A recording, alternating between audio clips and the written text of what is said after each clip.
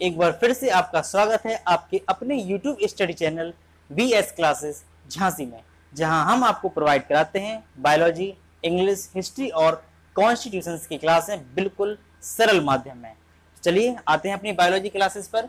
यहाँ पर हम बात कर रहे थे प्लांट सेल के बारे में, जिसके लिए प्लांट सेल को पढ़ने के लिए हमें एक उसके पूरे स्ट्रक्चर को पढ़ना पड़ता है, उसकी सारी संरचनाओं के बारे में पढ़ना पड़ता है। तो अभी हमने पिछली वीडियो में बात की थी कोशिका भित्ति यानी कि सेल वॉल के बारे में, और आज हम पादप कोशिका की एक प्लांट कोशिका के सेकंड पार्ट के बारे में बात करने वाले हैं, जिसका नाम है जीव द्रव्य, जिसे इंग्लिश में हम प्रोटोप्लाज्म भी कहते हैं।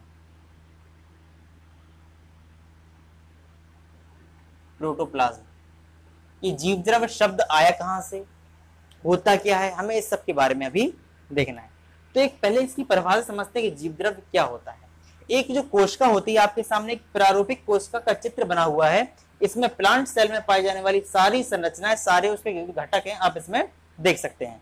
तो जीव द्रव्य प्रोटोप्लाज्म क्या होता है?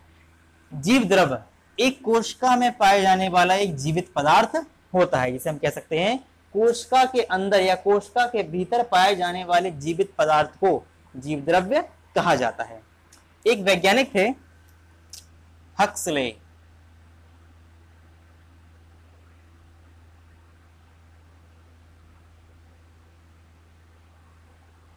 इनके अनुसार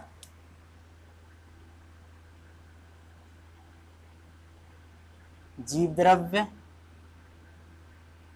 जीवन की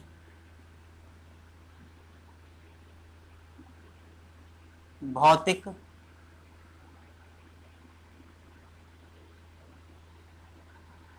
आधारशिला है। हक्सले ने कहा था कि जीव द्रव्य जो है वो जीवन की एक भौतिक आधारशिला है, जिसे हम इंग्लिश में कहते हैं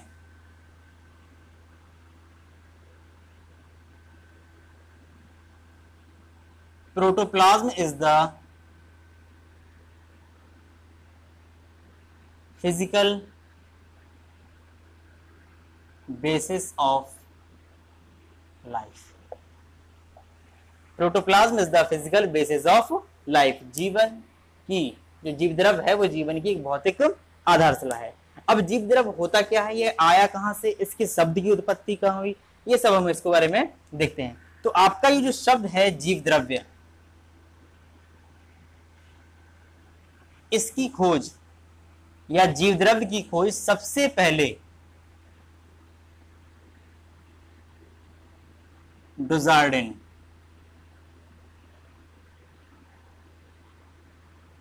नामक वैज्ञानिक थे। इन्होंने 1835 में इस जीव द्रव्य की खोज की। तो इसमें मुख्य बिंदु यह है कि जब इन्होंने जीव द्रव्य की खोज की तो इन्होंने इसे जीव द्रव्य ना कह करके सारकोड नाम दिया था, सारकोड। तो सबसे पहले जब डुजार्डिन ने जीव द्रव्य की खोज की तो इसे जीव द्रव्य ना कह करके सारकोड नाम दिया। जब इसको सारकोड नाम दिया तो 1835 के बाद जब इस पर और अध्ययन हुआ तो इसके 4 साल बाद 1839 में एक और आपके वैज्ञानिक हुए, जिसे कई किताबों में पुरकिंजे भी कहा गया है और कई किताबों में इसको परकिंजे भी कहा जाता है।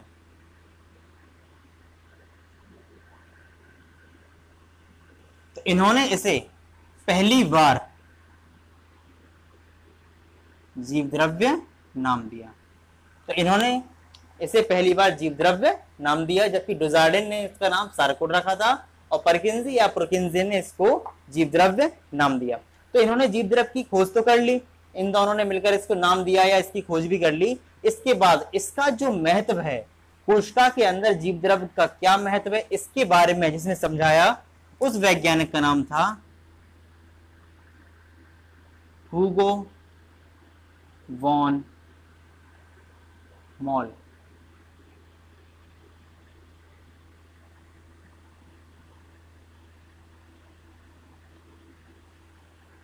इन्होंने 1846 में जीव द्रव्य का कोशिका में जो महत्व है, जीव द्रव्य का जो पूरा इस कोशिका में जो कार्य है उसके बारे में इसको समझाया। यानी कि जीवद्रव्य की महत्ता का वर्णन किया। तो हुगो वॉन मॉल ने जीवद्रव्य की महत्ता का वर्णन किया था 1846 में। चलिए अब आगे बढ़ते हैं। तो ये थी इसकी खोज या इस नाम की खोज और इसके महत्व के बारे में कि इसका क्या उपयोग है, इसका क्या कार्य प्रणाली है कोशिका के अंदर, तो इस सब के बारे में बताया हुगो वॉन मॉल ने।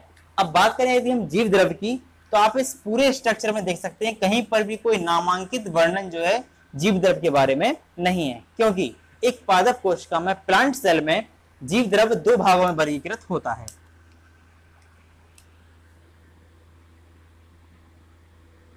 जीवद्रव्य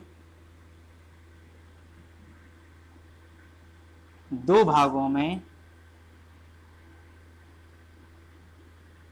वर्गीकृत होता है, जिसमें आपका पहला भाग है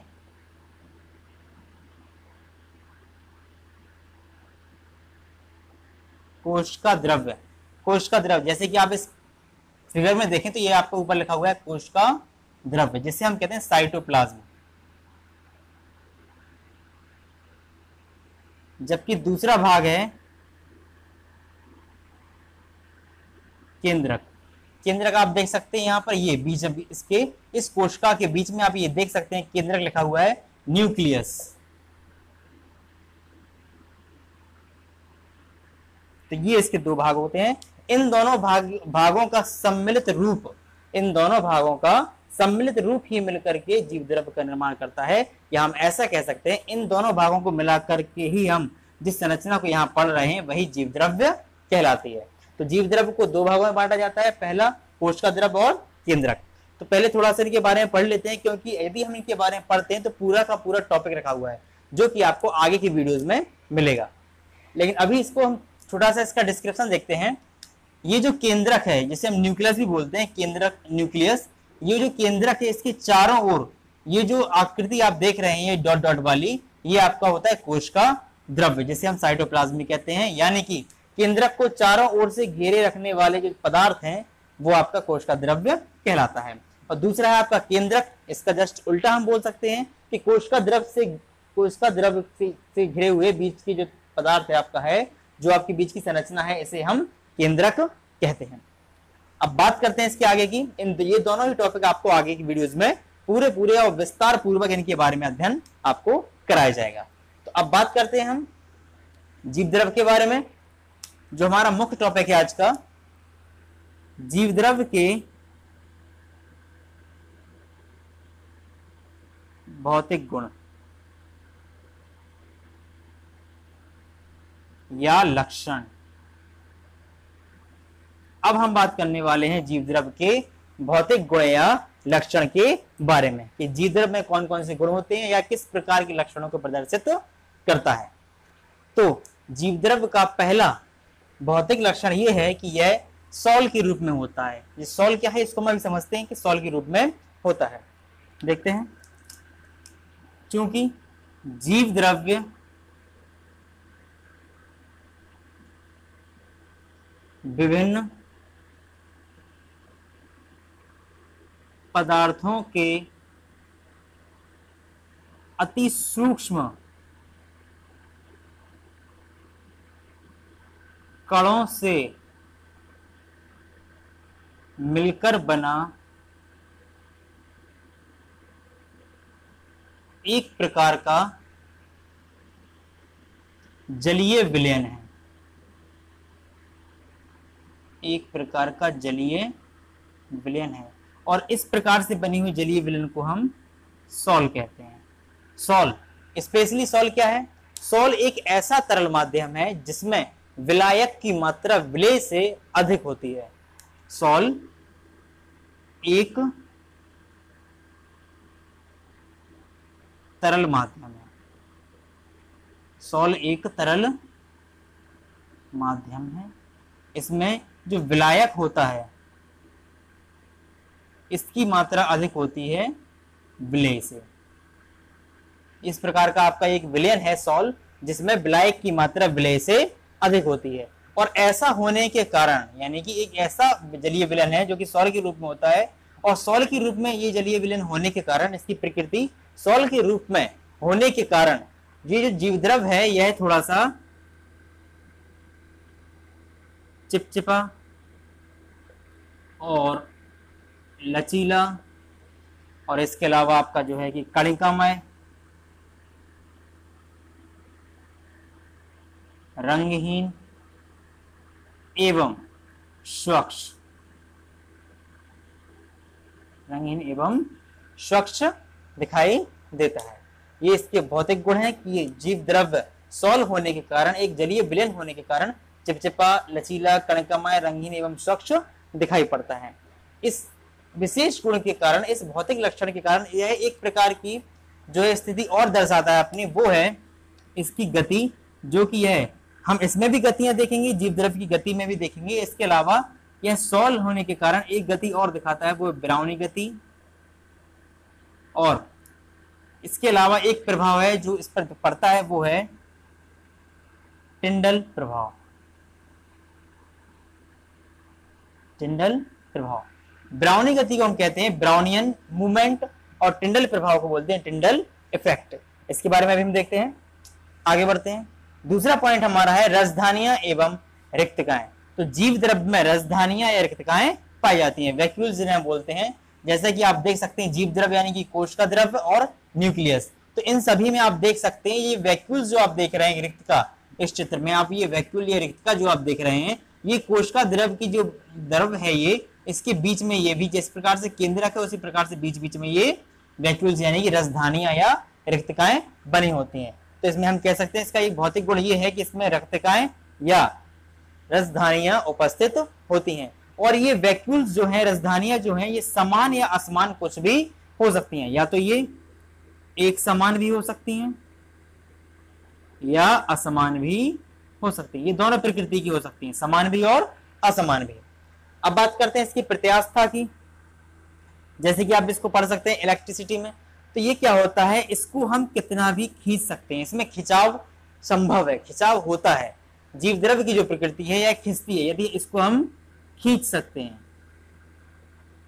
इसको हम खींच सकते हैं। जैसे एक इलास्टिक होती है, एक रबर होती है, तो रबर की तरह हम इसे खींच सकते हैं, और इसको छोड़ने पर यह वापस पुनः अपनी पूर्व वाली स्थिति में चला जाता है। इसको छोड़ने पर, खींचने के बाद छोड़ने पर यह वापस अपनी पूर्व स्थिति में चला जाता है।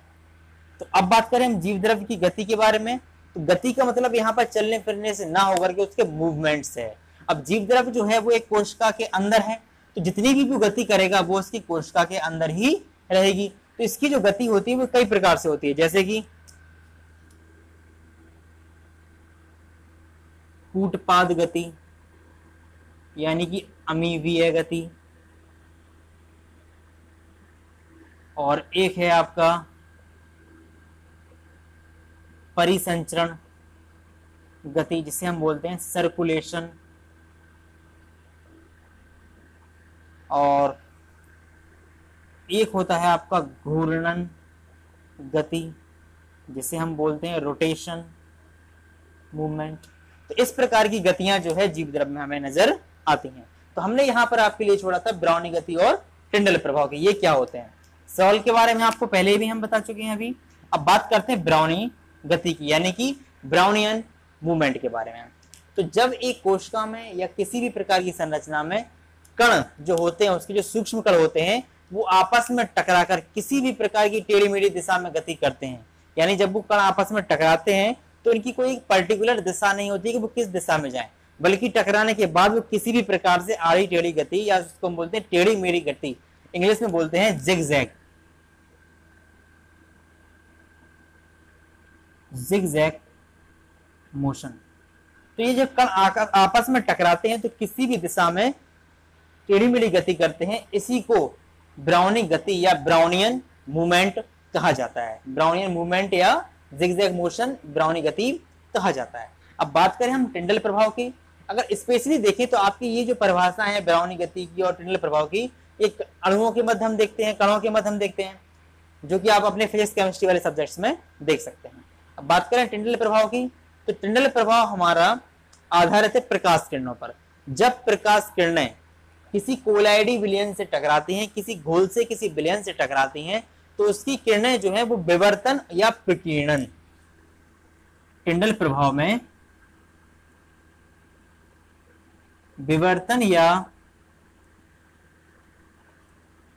प्रकीर्णन, यानी कि प्रकाश की किरणें विलयन से टकरा करके विवर्तन या प्रकीर्णन का गुण प्रदर्शित करती हैं। विवर्तन को हम बोलते हैं डिफ्रैक्शन और प्रकीर्णन को बोलते हैं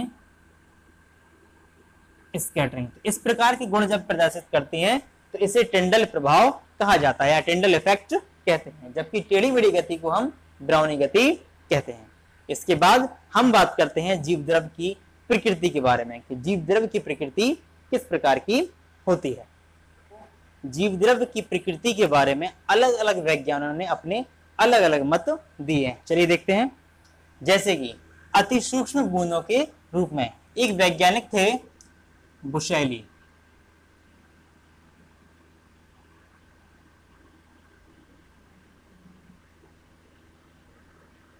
इन्होंने कहा था कि ये जीव द्रव्य जो होता है वह बहुत ही छोटी छोटी बूंदों के रूप में होता है। तो इन्होंने एक थ्योरी दी, उसको बोला एल्वियोलर थ्योरी, यानी कि इनका कहने का तात्पर्य था कि जीव द्रव्य जो है कोशिका के अंदर जीव द्रव्य बहुत ही छोटी छोटी बूंदों के रूप में या अति सूक्ष्म बूंदों के रूप में पाया जाता है। इसके बाद एक और वैज्ञानिक हुए, एक और साइंटिस्ट हुए जिन्होंने इस कोशिका का अध्ययन किया और बताया कि जीव द्रव्य जो है वो दानेदार पदार्थ की तरह होता है, यानी कि इनकी थ्योरी थी वो ग्रेनुलर थ्योरी थी। और ये वैज्ञानिक थे आपके ऑल्टमैन। ऑल्टमैन ने कहा कि जीव द्रव्य की प्रकृति एक दानेदार प्रकृति है, यानी कि जीव द्रव्य जो है वह एक दानेदार पदार्थ है। इसके बाद फिर आई एक फाइब्रिलियर थ्योरी, एक तंतुमय सिद्धांत छोटे छोटे तंतुओं के रूप में, और यह सिद्धांत देने वाले आपके जो वैज्ञानिक हैं वो थे फ्लेमिंग।